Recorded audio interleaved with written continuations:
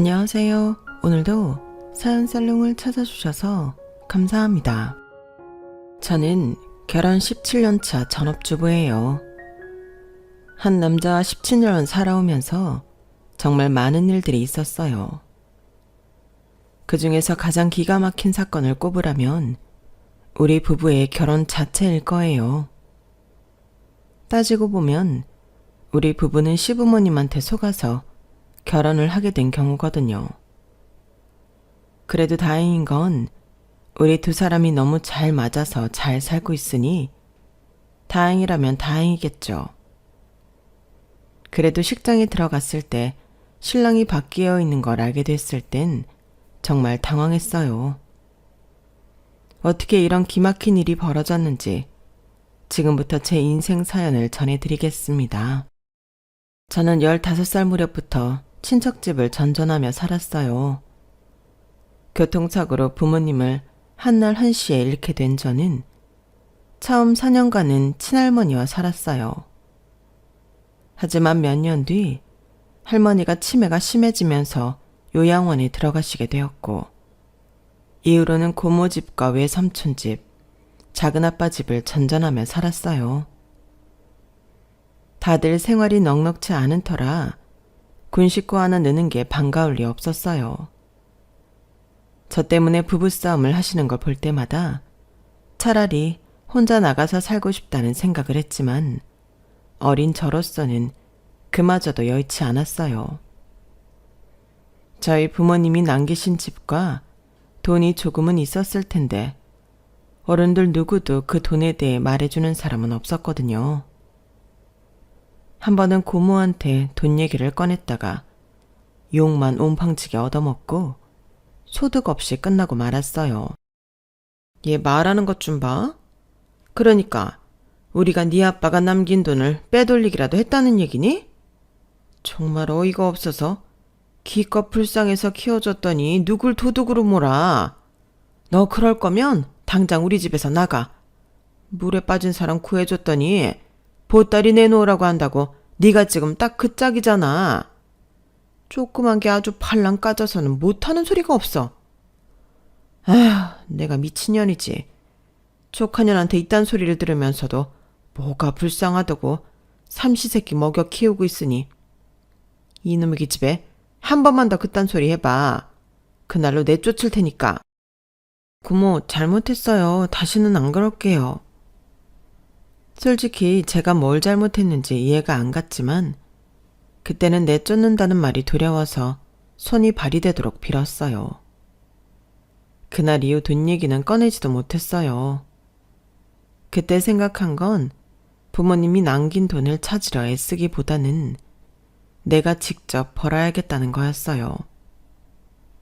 고모 집에서 지내다가 외삼촌 집으로 가게 됐을 때부터 패스트푸드점에서 아르바이트를 시작했는데 그렇게 번 돈으로 제 용돈은 충당할 수 있었어요. 방학 때는 일하는 시간을 늘려서 비상금도 마련했고요. 언제 내쫓길지 모르는 생활이었기 때문에 내 손에 돈을 쥐고 있어야 안심이 되더라고요. 외삼촌이 외숙모 몰래 종종 용돈을 주기는 했지만 돈이 필요할 때마다 매번 달라고 하기 미안해서 내 손으로 벌려고 애를 썼어요. 뻔한 살림에 어린 동생들도 둘이나 있어서 군 식구인 저한테까지 신경 쓰게 하고 싶지 않았거든요. 매번 돈 때문에 외삼촌과 말다툼을 하는 외숙모를 볼 때마다 모든 원흉이 나인 것 같아서 미안하기도 했고요.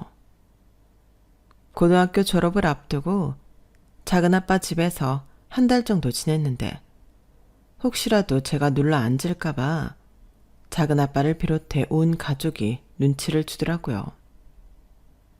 그때는 제가 아르바이트를 하면서 돈을 벌고 있을 때라서 금전적으로 기대지도 않았는데 저만 보면 이렇게들 돈 얘기를 꺼내셨어요.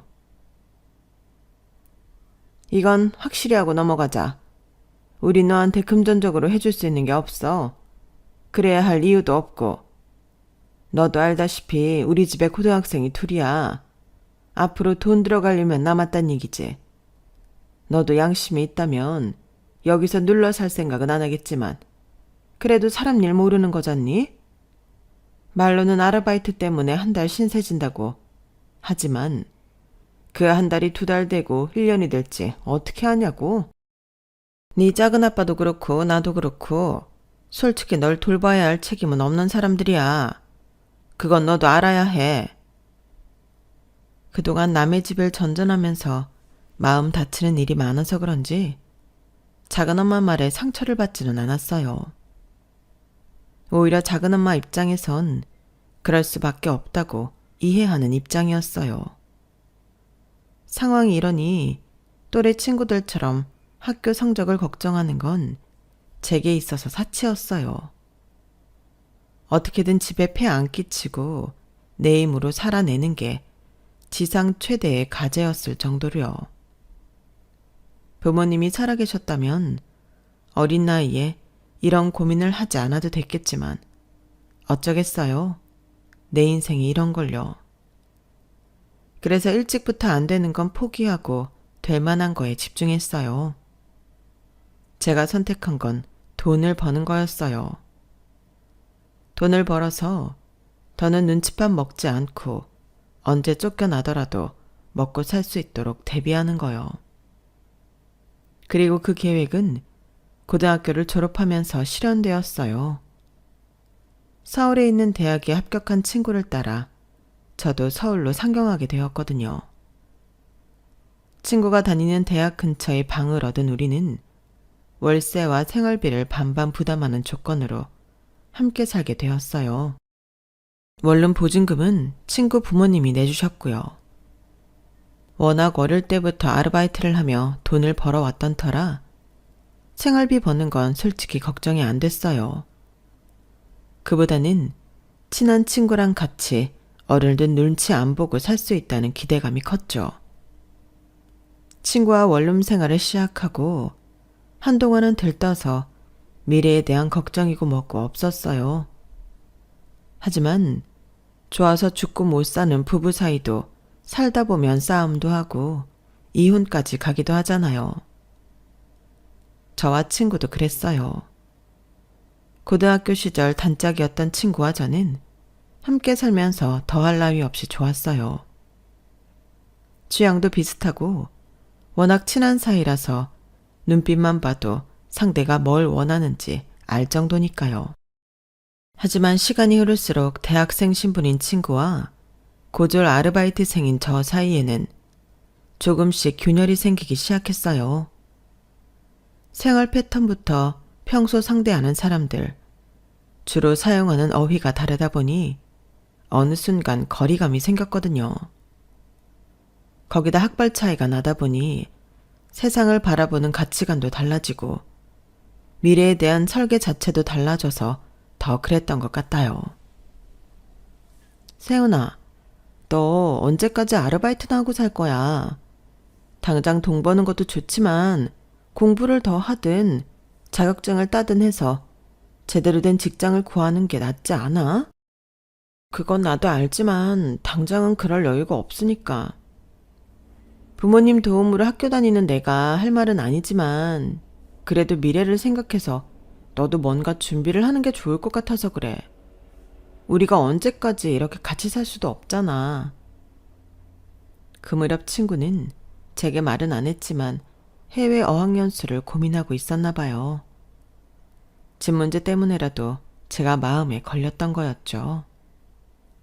그러다가 반년 뒤 친구가 호주로 어학연수를 떠나게 되면서 우리는 갈라서게 되었어요. 고등학생 시절부터 20대 초반을 함께 해온 친구였기에 누구보다 많이 의지하고 살아서 그런가 친자매를 떠나보내는 것처럼 가슴 한구석이 텅 빈 기분이었어요. 그러면서 한편으로는 친구와 다시 만날 때에는 조금 더 나은 모습을 보여줘야겠다 다짐을 하게 되었죠.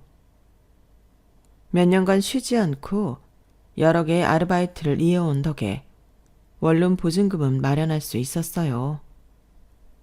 하지만 당장 월세며 생활비가 2배로 들어가자 이제야 비로소 홀로살이가 실감이 나더군요. 친구 말대로 언제까지고 아르바이트를 하며 살아갈 수 없다는 생각이 문득 들었어요. 정규직이 되어야 은행 대출도 받을 수 있고 그래야 생활도 안정이 될 것 같았거든요. 그래서 당장 일을 줄이더라도 앞으로 오래 써먹을 수 있는 기술을 배우기로 했어요. 그렇게 도전하게 된 게 피부관리사 자격증이었어요. 대학 졸업장이 없어서 실력만 있다면 정년 걱정 없이 할 수 있는 일이니까요. 오전 아르바이트 하나를 그만두고 오후 아르바이트만 하면서 학원에서 열심히 자격증 준비를 한 저는 4개월 만에 필기시험과 실기시험에 합격을 했어요. 제가 특출났던 건 아니고 다들 이 정도 기간이면 합격을 하더라고요. 자격증은 생겼지만 그렇다고 바로 직장에 취직이 되는 건 아니더라고요. 학원 원장님 추천으로 대형 샵에 들어가 수습 기간을 보냈고 그 기간이 끝난 뒤 자체 평가 성적에 따라 취업이 결정됐어요. 다행히 저는 샵에 남을 수 있었어요. 서울에 올라온 지 4년 만에야 아르바이트 생활을 청산하고 정직원이 된 거예요. 비록 몸은 고됐지만 제 일의 특성상 지명 손님이 많을수록 인센티브도 올라가고 더 좋은 샵으로 스카웃되기도 했어요. 저는 운이 좋아서 3년 차에 강남에 있는 꽤 이름 있는 샵에 스카웃돼서 남들보다 일찍 자리를 잡게 되었어요. 샵의 위치나 규모도 중요하지만 가장 중요한 건 나를 찾는 손님 수였어요. 내가 담당하는 손님 수가 많으면 많을수록 독립할 때 확실히 도움이 되기 때문이죠. 그래서 매 손님들한테 최선을 다했고 그러던 중에 제 인생을 뒤바꿔 놓을 만한 사람을 만나게 된 거예요. 바로 미래의 제 시어머니였죠. 시어머니는 직원들 사이에서 신사동 사모님으로 불리는 부동산 큰손이었어요. 정확히 소유한 부동산이 어느 정도 규모인지는 모르겠지만 강남을 비롯해 당시 핫하던 홍대와 연남동까지 아파트며 빌라를 엄청 많이 가지고 있다고 했어요. 그래서 다들 어떻게든 신사동 사모님한테 연주를 대려고 혈안이 되어 있었죠. 저는 3년 차기는 하지만 이직을 한 지 얼마 안 된 터라서 아직 이렇다 할 큰 고객을 담당하지는 않았어요. 그러니 신사동 사모님과 직접적으로 대화를 할 일도 없었죠. 그런데 사람 일은 모르는 거라고 제게도 기회가 온 거예요. 원래 신사동 사모님을 담당하던 선배가 팔을 다치는 바람에 한동안 일을 할 수 없게 되었고 상대적으로 담당 고객 수가 적었던 제가 대신 맡게 된 거예요. 그 자리를 노리는 사람은 많았지만 신사동 사모님이 젊고 입이 무거운 직원을 원하셨기 때문에 제가 선택된 거였죠. 소문이 하도 대단해서 어떤 사람인지 궁금했는데 막상 만나보니 평범한 중년 부인이었어요. 하지만 오랜 세월 부를 누리고 살아서 그런가 행동 하나하나에 부티가 나긴 하더라고요. 저는 특별한 노하우라고 할 게 없는 사람이라서 그저 시간 꽉 채워가며 묵묵히 열심히 할 뿐이었는데 신사동 사모님 눈에는 그런 제가 마음에 들었던가 봐요. 이후 샵에 오실 때에도 저를 지명해 주셨어요. 그렇게 반년 넘게 사모님 담당으로 일을 했지만 우리가 나눈 얘기라고는 간단한 인사와 날씨 얘기가 고작이었어요. 그런데 제가 생각지도 못한 사기를 당하게 되면서 상황이 급변하게 되었지 뭐예요. 이전 샵에 다닐 때만 해도 전셋집은 꿈도 못 꿨어요. 월세 원룸 생활도 감지덕지였죠. 그런데 이직을 하면서 기본급도 높아지고 은행 대출이 가능해져서 전셋집으로 옮길 계획을 세웠어요. 매달 나가는 월세면 전세금 대출 이자를 낼 수 있으니 저로서는 목돈을 만들 기회가 되기도 했거든요. 하지만 원룸 계약 기간이 반년 남짓 남은 상태라서 당장 옮길 수는 없었어요. 그래서 그 기간을 채우고 이사를 했던 건데 부동산에 대한 지식도 경험도 없던 터라 보기 좋게 사기를 당하고 만 거예요. 이사 전날 집주인한테 잔금을 먼저 치러달라고 연락을 해왔길래 어차피 줄 돈 하루 미리 보내준다고 뭔 일 있겠나 싶어 보내줬어요. 그런데 이사 당일 집에 가보니 다른 세입자가 떡하니 살고 있더라고요. 일주일도 전에 이사를 들어왔다면서요. 문제는 부동산 중개소를 통한 계약이 아니라 지역 정보지에 실린 광고를 보고 한 계약이라는 거였죠. 눈앞이 캄캄했어요. 돈도 돈이지만 당장 싣고 온 짐을 풀 곳도 없었거든요. 트럭기사 아저씨는 짐은 어디에 풀 거냐고 닥달이고 그 집에 살고 있는 세입자는 자기는 모르는 일이니 나가달라고 성하고 정말 정신이 하나도 없었어요. 결국 이전 원룸 주인 아줌마한테 부탁해 일주일 더 그 집에서 살기로 했어요.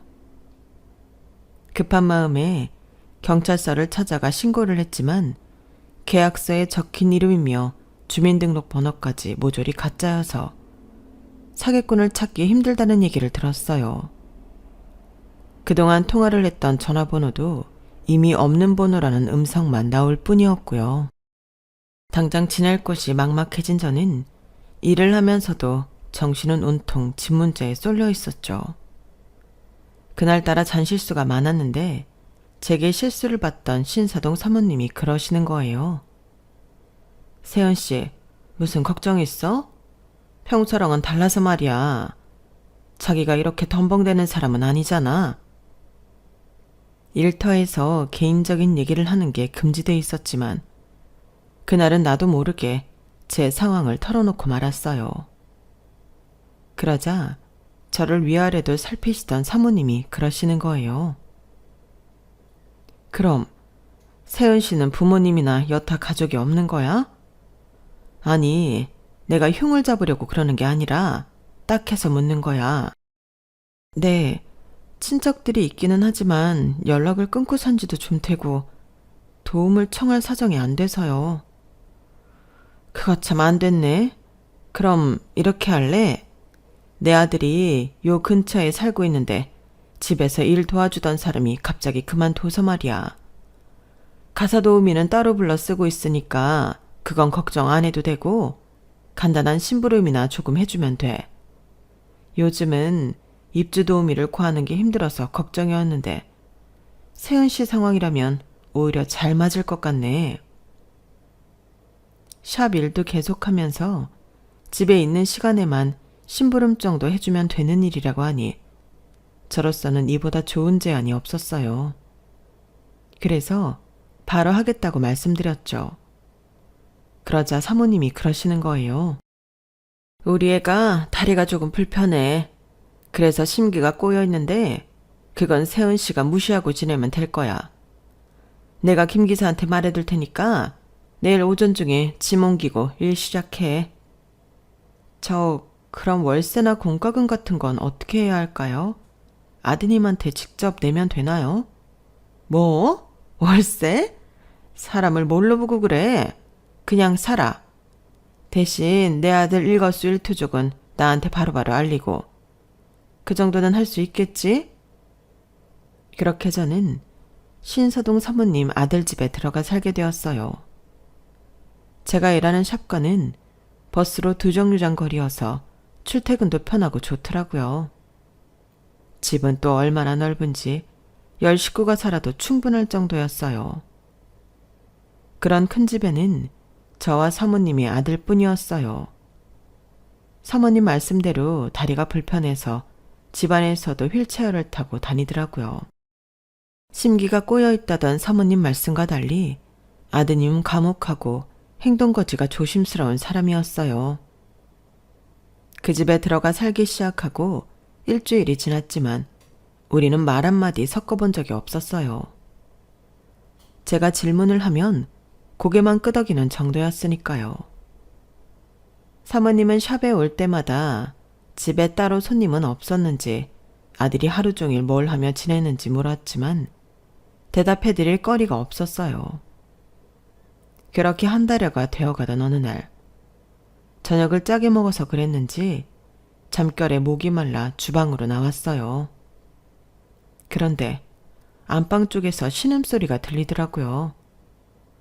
방문 가까이 다가가 보니 그 소리가 더 또렷하게 들렸어요. 그래서 혹시 무슨 일이 있나 싶어 방문을 열고 들어가 봤더니 아드님이 진땀을 흘리며 잠결에 끙끙 앓고 있는 거 있죠. 흔들어 깨워봤지만 도통 깨어나질 못했어요. 그런데 바들바들 떠는 남자의 손이 제 옷자락을 꽉 쥐고 있더라고요. 꼭 감은 눈 옆으로는 눈물이 흐르고 있었어요. 그 모습에 나도 모르게 울컥했어요. 얼마나 무서운 악몽이기에 성인 남자가 이렇게 아이처럼 겁에 질려 잠을 설칠까 생각하니 마음이 쓰이더라고요. 그래서 나도 모르게 남자의 머리를 쓰다듬으며 괜찮다고 몇 번이나 말해주었어요. 그랬더니 남자도 조금씩 안정을 찾아가더라고요. 남자는 그날 일을 기억하지 못했지만 저는 또렷이 기억하고 있었기 때문에 남자를 볼 때마다 마음이 쓰이더라고요. 그리고 그날 일은 차마 사모님께 전하지 못했어요. 제가 모자 사이에 대해 정확히는 알지는 못했지만 두 사람의 행동을 보니 친모자지간이 아니라는 것과 둘 사이가 그리 좋지 않다는 건 알 수 있었거든요. 저를 이 집에 보내준 건 사모님이지만 이상하게 마음이 가는 쪽은 남자여서 나름의 노선을 타게 된 거였죠. 물론 남자는 제게 그러라고 하지 않았음에도 말이에요. 입주한 지 한 달이 지나도록 별다른 보고가 없자 사모님은 조금씩 짜증을 내기 시작했어요. 세은 씨, 그렇게 안 봤는데 너무 날로 먹으려 드는 거 아니야? 내가 뭐하러 세은 씨를 그 집에 보냈다고 생각해? 정말 잔심부름이나 해주라고 보낸 것 같아? 눈치가 없는 거야, 없는 척 하는 거야. 그게 무슨 말씀이신지 잘 모르겠는데요. 그럼 제가 뭘 했어야 하나요? 다 원참. 아니, 내가 그런 것까지 일일이 다 말해줘야 돼? 젊은 남녀가 한 집에 있으면 무슨 일이 있어야겠어. 우리 아들이 다리는 그 모양이어도 인물은 그만하면 어디서 빠지진 않잖아. 다리가 불구지 남자 구실 못하는 것도 아닌데. 세은 씨, 여자는 자고로 어떤 남자를 만났냐에 따라 팔자가 변하는 거라고. 언제까지 남의 얼굴이나 만지면 살 거야? 잘 생각해보라고. 그 말을 듣고 나니 그제야 사모님 전담이었던 직원들의 조건이 떠올랐어요.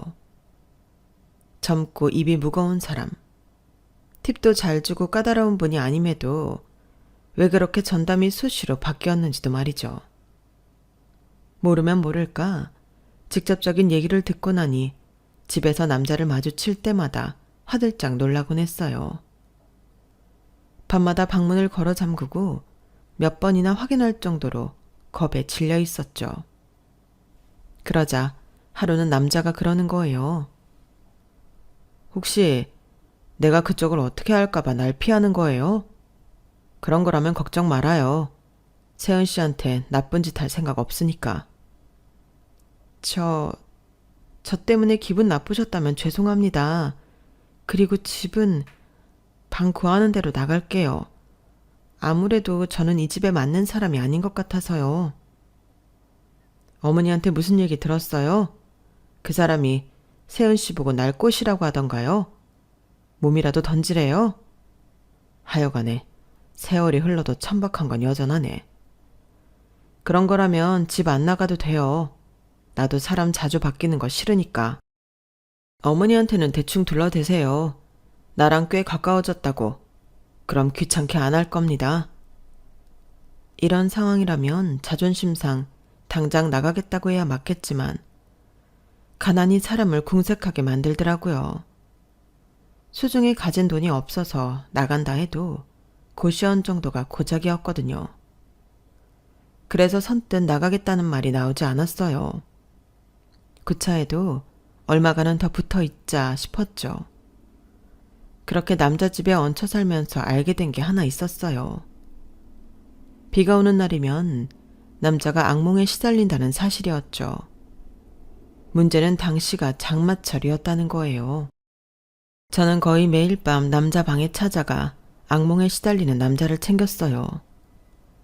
마른 수건으로 식은땀을 닦아주고 바들바들 떨고 있는 남자 손을 잡아주고 때로는 위로의 말도 해주곤 했죠.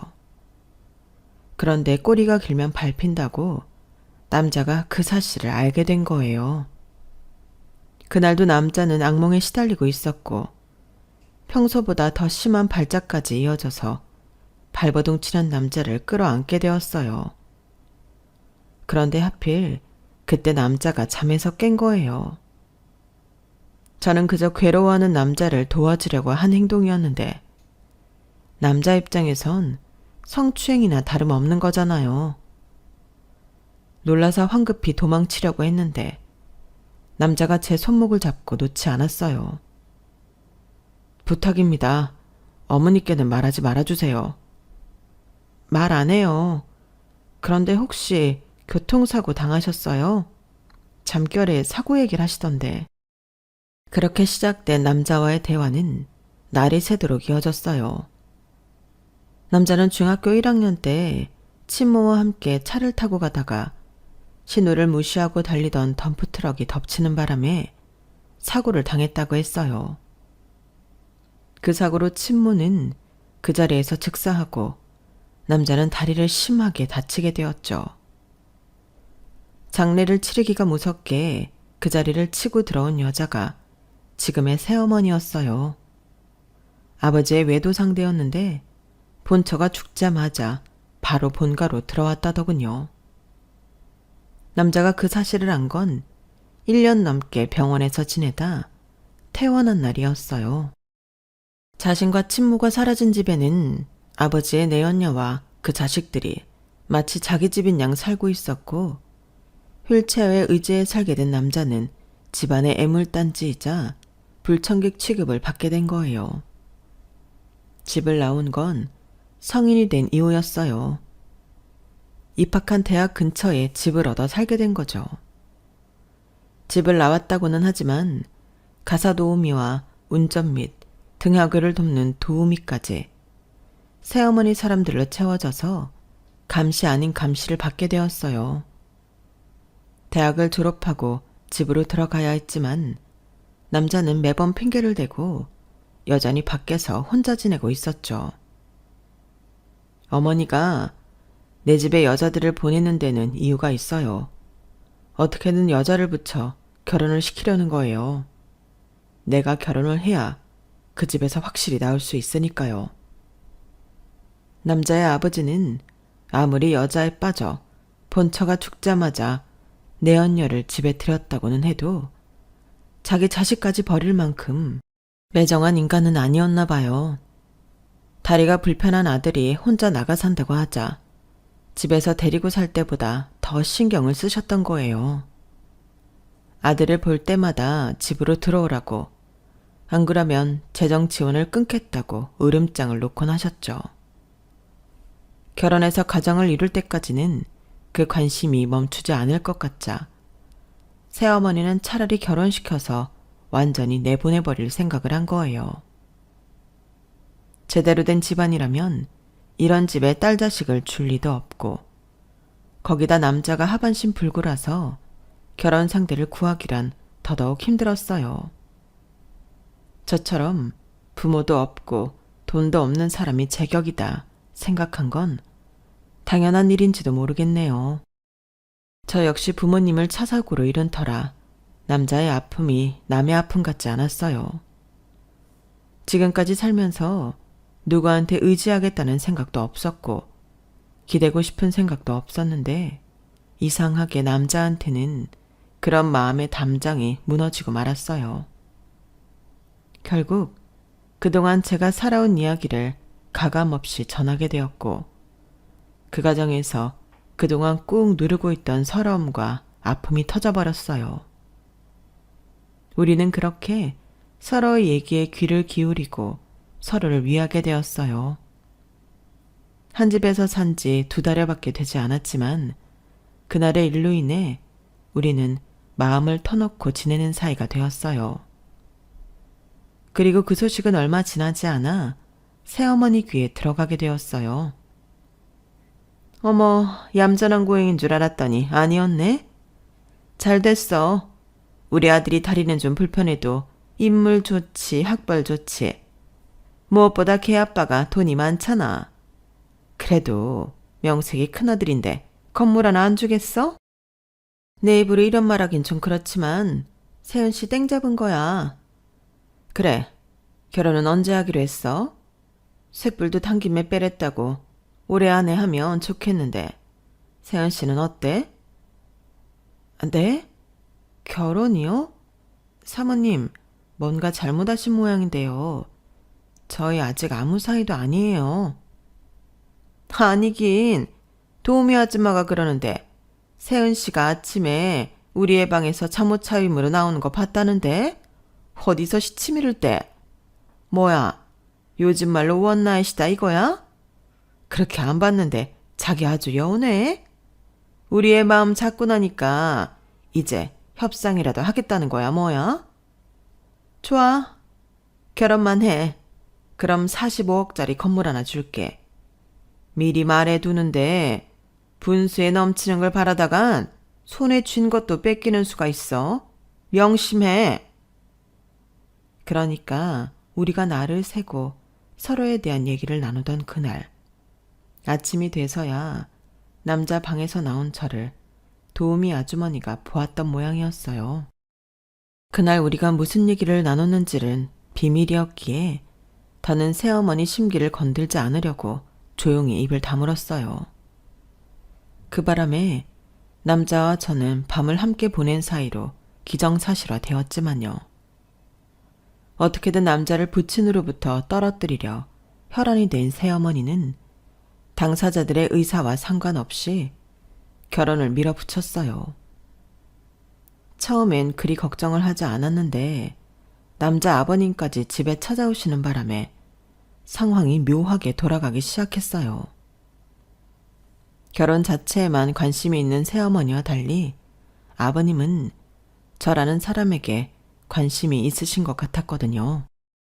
집안 사정부터 자라온 환경, 그 밖에 사람 됨됨이까지 며느리로 드릴 만한 사람인지 아닌지를 보시는 것 같았어요. 그래서 더 떨리더라고요. 이걸 다행이라고 해야 할지 모르겠지만 아버님은 제가 마음에 드셨나 봐요. 이후로도 따로 저를 부르셔서 밥도 사주시고 선물도 사주셨거든요. 우리가 아무 사이가 아니라는 걸 말씀드리려 했지만 그러지 못한 이유가 있었어요. 남자는 자신이 당한 교통사고에 새 어머니가 연관돼 있다는 걸 알고 있었어요. 당시 사고를 낸 트럭 기사가 형을 마치고 찾아왔었거든요. 아들 수술비 때문에 버린 짓이라면서 울면서 사과를 했다더군요. 하지만 중간 브로커를 끼고 벌어진 일이라서 그걸 새어머니와 연관시키기가 힘들었어요. 그 연관 증거를 찾아야 하는데 지금과 같은 상태라면 새어머니 눈을 피해 사건 조사를 할 수 없어서 결혼을 통해 시간을 벌어야 했어요. 이제 제 결심만 남은 상황이었죠. 남자를 도와 결혼식을 올리고 시간을 벌어줄 것인가, 아니면 여기서 발을 뺄 것인가. 살면서 지금까지 저는 누군가에게 피해를 주고 도움만 받고 살았잖아요. 그런데 생애 처음 제 도움을 필요로 하는 사람을 만나게 되니 이성적인 사고보다는 감정적으로 되더라고요. 하루아침에 부모님을 잃고 세상에 혼자 버려졌던 나와 남자가 자꾸 동일시 되었거든요. 결국 저는 남자를 돕기로 했고 결혼을 하게 되었어요. 만난 지 3개월 만에 벌어진 일이었죠. 결혼식을 보름께 앞두고 저는 일을 그만두었어요. 그리고는 본격적으로 결혼 준비를 시작했죠. 신혼집은 살던 집에 꾸리기로 해서 안방 침대와 화장대 같은 가구 몇 개만 바꾸기로 했어요. 아무래도 남편은 함께 움직이기 불편해서 새 어머니와 함께 가구를 보러 다녔어요. 마치 안방 마님이 종년한테 선심 쓰듯 어찌나 생색을 내는지 함께 있는 시간이 너무 힘들더라고요. 시간은 흘러 결혼식 전날이 되었어요. 그날은 병원 진료가 있는 날이라서 함께 병원으로 갔어요. 사고 이후 매주 병원에서 물리치료를 받아왔던 터라 의사 선생님도 그렇고 수간호사, 사무장님도 다들 친했어요. 남편과 한 집에서 살게 된 이후 저도 자주 함께 왔던 병원이기도 했어요. 결혼 소식을 알렸더니 다들 내일처럼 기뻐해 주시더라고요. 그날따라 남편의 물리치료는 길어졌고 드디어 결혼식 당일이 되었어요.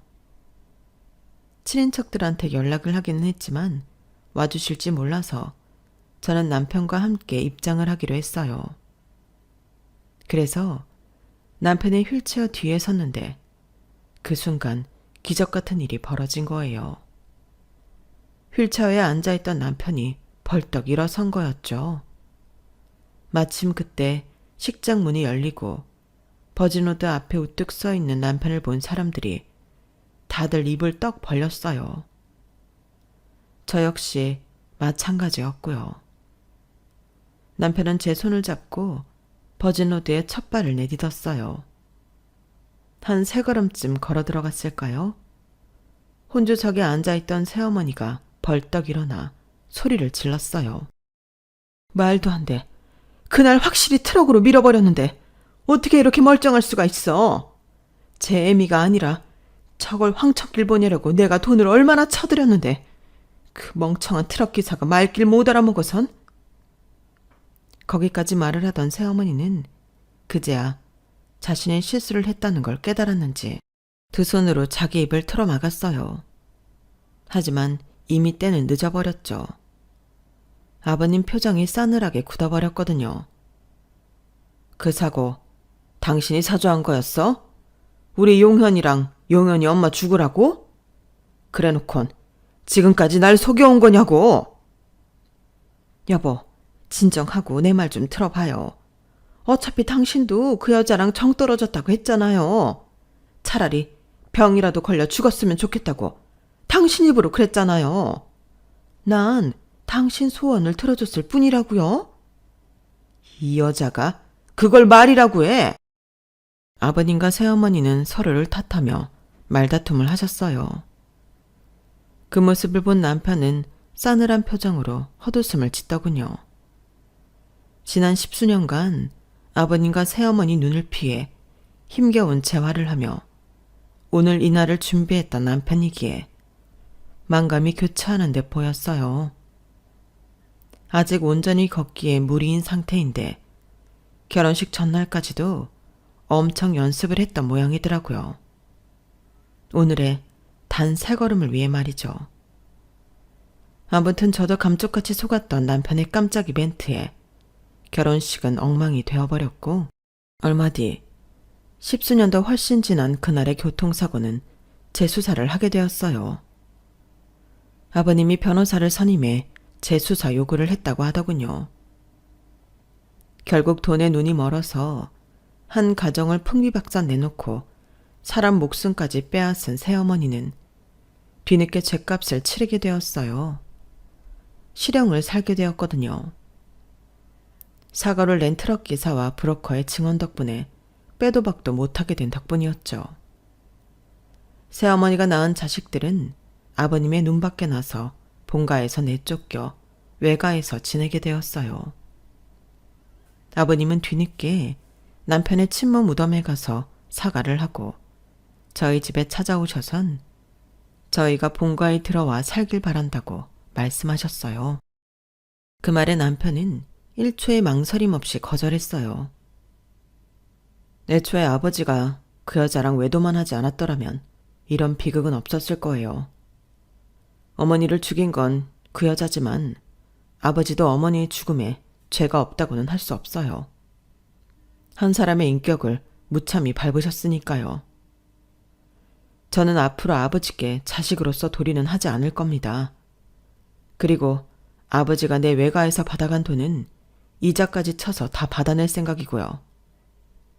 애초에 아버지가 그 많은 부동산을 가지게 된 건 다 제 외가 덕분이었으니까요.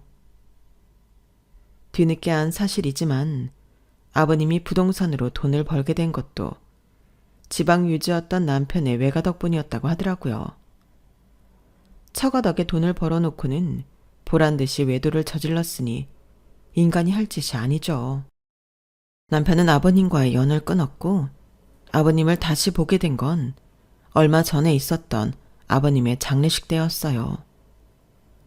우리 부부의 결혼식이 있고 이듬해부터 남편은 변호사를 통해 아버님의 재산을 하나 둘 증여받았기 때문에 아버님께 남은 재산은 살고 있던 집과 상가 한 채뿐이었어요.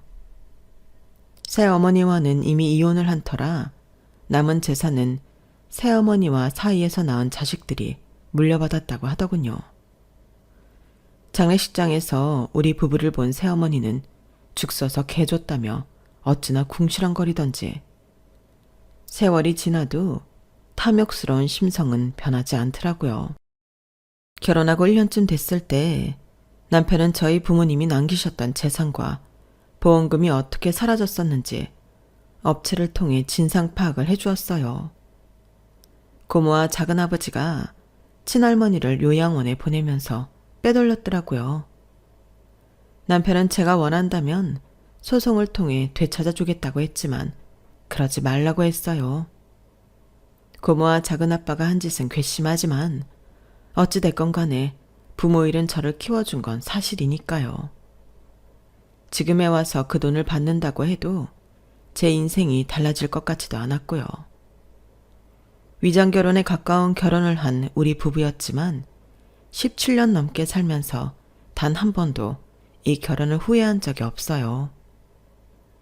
남편은 여전히 한쪽 다리를 절고 있지만 제게 있어 남편은 세상 누구보다 멋지고 든든한 남자거든요.